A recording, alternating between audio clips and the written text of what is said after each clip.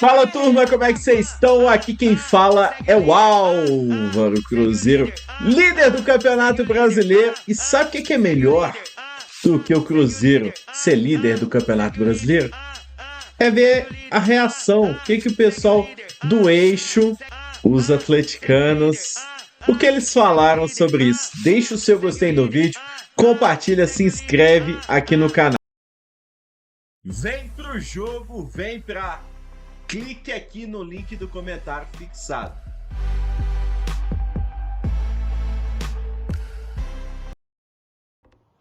Cruzeiro líder do Campeonato Brasileiro e que momento foda.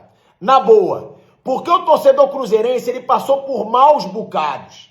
Virou página policial na mão de um bando de dirigente corrupto. Passou pela Série B por alguns anos, virou chacota dos rivais. E agora essa volta por cima do Cruzeiro é muito foda.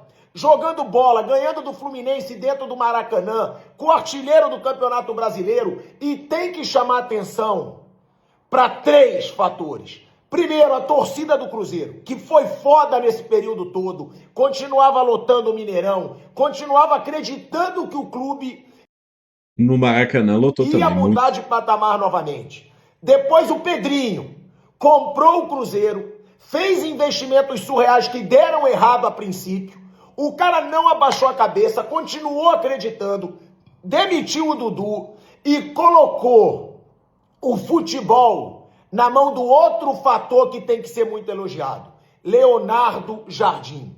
O que esse cara, junto com o Pedrinho, fizeram com o Cruzeiro é muito grande e é muito maneiro de se ver. Porque pro torcedor que estava acostumado a levar pilha de rival, a ver o seu clube numa fase que ele não via há muitos anos, porque o Cruzeiro é gigante, esse torcedor hoje pode voltar a ter orgulho do time e do futebol que o time mostra com o Leonardo Jardim.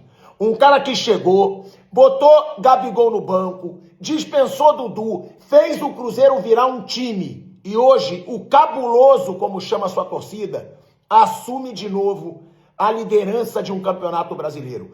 Que momento foda, e é isso que eu falo. Pro torcedor de clubes que estão na lama, acreditar.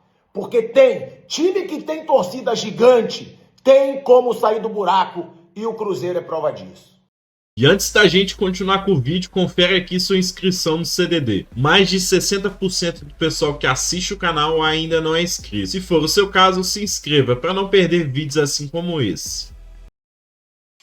O Fluminense não é o Chelsea não, meu filho, é o Cruzeiro mesmo, viu? Olha só, com todo o equilíbrio e com toda a coerência, que aliás não me assistem, mas se esse Fluminense aí foi nosso melhor brasileiro lá nos Estados Unidos, o Cruzeiro é campeão mundial, né? Porque foi um latifúndio de eficácia mais uma vez. Aliás, posse de bola para quê, né? Se existe eficácia, né? Como o Cruzeiro demonstrou claramente. E essa vitória que gerou a liderança do Cruzeiro aí, ela fica ainda mais doce, mais gostosa, por causa dos resultados da rodada, porque deu tudo certo. Mas dependia do Cruzeiro fazer a parte dele. E o Cruzeiro fez, aliás, muito bem feito. Sobrou contra o Grêmio no final de semana e venceu o Fluminense com imensa inteligência e autoridade. Eu sinto a cada dia mais o dedo do Léo Jardim. Ah, mas sinto. Ô, gente, o Cruzeiro joga um futebol que é altamente consistente, aliás, o mais consistente do país, e ninguém pode negar. O jogo do Cruzeiro tem funcionado muito bem em todos os processos. É por cima, é por baixo, é com a bola, é sem a bola. Quem entra no time responde muito bem, um correndo pelo outro o jogo todo. E a resposta daquele que é nosso melhor currículo, entre todos os treinadores que já passaram pelo Brasil, estou falando de currículo, que é o Léo Jardim, a resposta tem sido muito efetiva, gente. É impressionante. O Cruzeiro é favorito, sim senhor, a conquista do título brasileiro. Começou a temporada, eu pelo menos acreditava, num Cruzeiro brigando ali no G6, mas tá passando geral a biloca, dentro e fora de casa. Estão contando com reforços que ainda vão chegar. E com o futebol tão robusto que está sendo apresentado, não tem outro caminho. O Cruzeiro é claramente um dos favoritos, se não atualmente o grande favorito. E ainda tem Copa do Brasil, onde esse sistema de jogo do Cruzeiro aí funciona muito bem, hein? Muito bem. Aliás, funciona bem e é o maior ganhador da história da Copa do Brasil. Resultado de campo, repito, Que bom que você sabe. É reflexo direto de um clube que tem sido muito bem gerido, muito bem cuidado pelos seus donos. Pedro Lourenço e Pedro Júnior estão mostrando como se deve gerir uma SAF aqui no Brasil. E em Minas Gerais também. Aliás, são donos apaixonados que cuidam muito bem daquilo que eles amam. Beijo na alma. Eu falo brincando, mas o HG sempre respeitou o Cruzeiro, mesmo sendo atleticano. Eu acho que o Bolazzi já sabia que o Cruzeiro ia ganhar e ter a liderança garantida do campeonato. Afinal, ele já começou, antes mesmo da partida, a gravar seu vídeo tradicional. Confere aí. Oi! Rio muito lindo! Hoje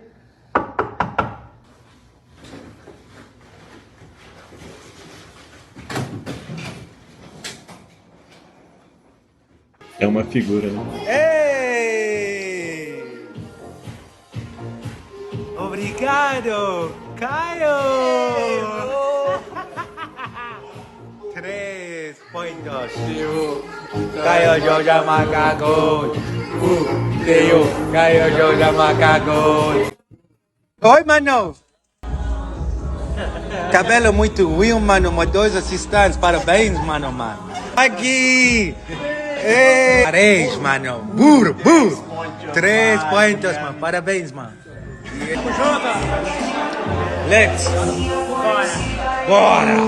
3 pontos. Primeira. O Aras tá no bolso aí da Cauã Prats. Tem que remover antes aí. Senão ele não vai pro Wolverhampton, não. A despedida de John Arias, o destaque é o moleque de 16 anos, que marcou ele muito bem. Cauã Prats colocou o colombiano no bolso, marcou demais durante 65 minutos, até que foi substituído pelo William, que jogou na mesma função. O Leonardo Jardim promoveu a estreia desse moleque como titular no Campeonato Brasileiro, já tinha alguns jogos antes como titular, e ele não decepcionou. Na despedida de um ídolo do Fluminense, brilhou a joia cruzeirense.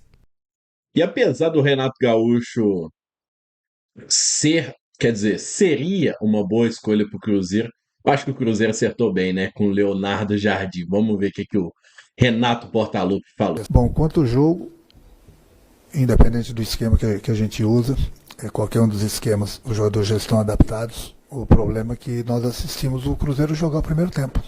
E eu alertei bem eles antes mesmo de começar o aquecimento. Preste atenção, nós vamos enfrentar uma equipe que está brigando pelo título brasileiro também. Não é à toa que está com 27 pontos. Eles costumam fazer gols no primeiro tempo. Intensidade. 27 não, viu? 30. Prestem atenção.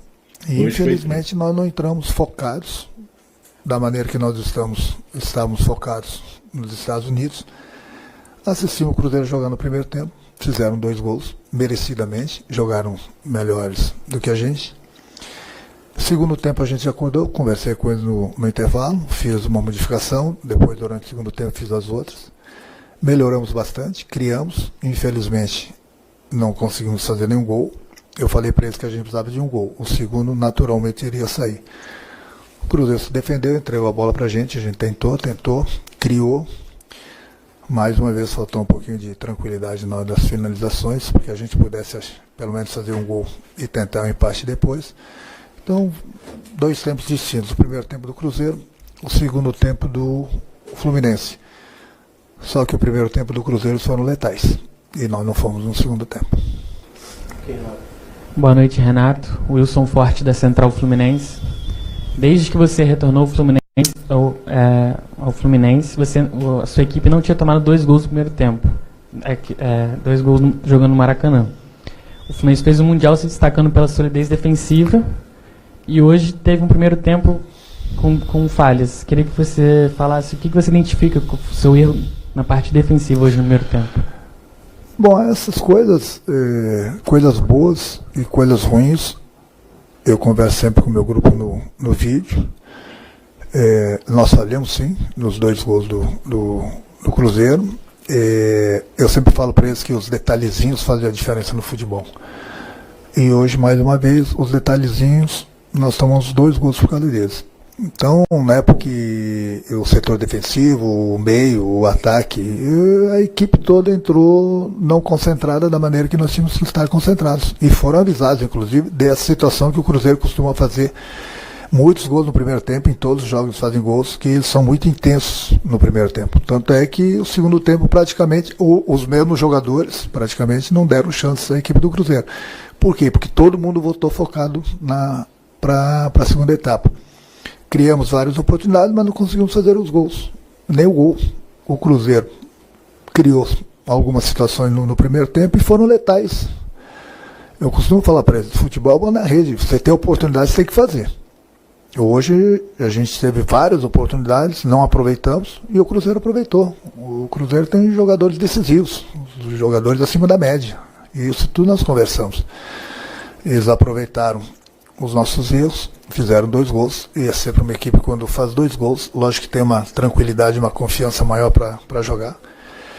Mas, mesmo assim, eu gostei bastante da minha equipe no segundo tempo, apesar da derrota, apesar que nós criamos e não fizemos o gol.